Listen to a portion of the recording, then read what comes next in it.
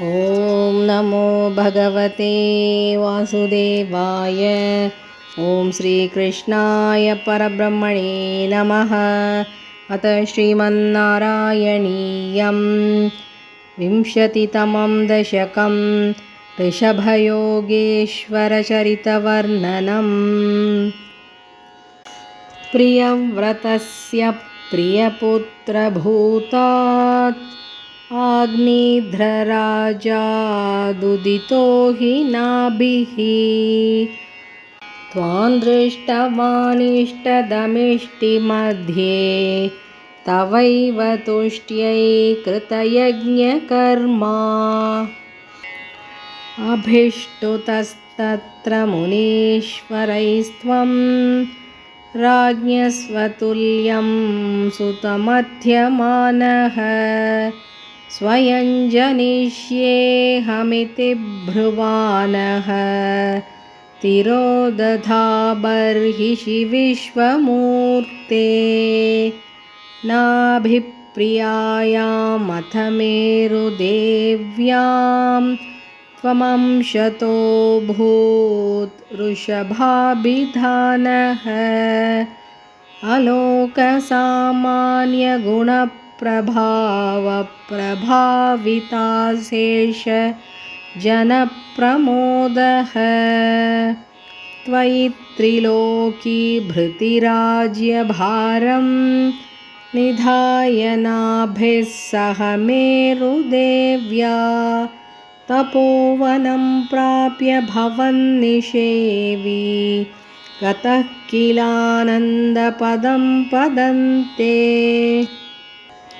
इन्द्रस्त्वदुत्कर्ष कृतादमर्षात् ववर्षनास्मिन्न जनाभवर्षे। यथा तदा त्वं निजयोगशक्त्या स्ववर्षमेन व्यदधासु वर्षं। जितेन्द्रदत्तां कमणीं जयन्तीम् अतोद्वहन्नात्मरताशयोऽपि।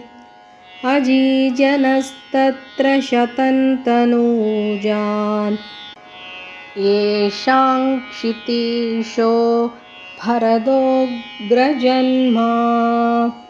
न वा भवन् योगिवरा नवान्ये त्वपालयन् भारतवर्षखण्डान्। सैका त्वशीतिस्तव शेषपुत्राः तपोबलाद्भूसुरभूयमीयुः।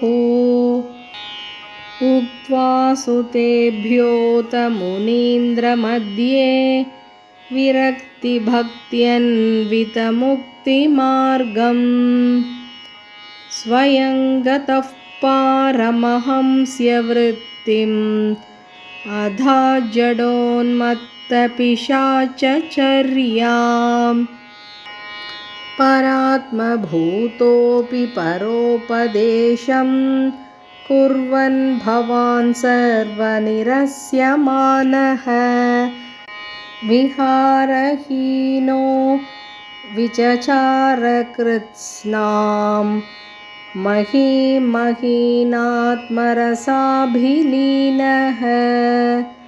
शयुव्रतङ्गो मृगकाकचर्यां चिरञ्चरन्नाप्यपरं स्वरूपं। दवाहृताङ्गः कुटकाचले त्वं तापान् ममापाकुरुवातनाथ। इति श्रीमन्नारायणीये ऋषभयोगीश्वरचरितवर्णनं नाम 20तमं दशकं समाप्तं। नारायणाखिलगुरो भगवन्नमस्ते। सर्वत्र गोविन्दनामसङ्कीर्तनं गोविन्द गोविन्द।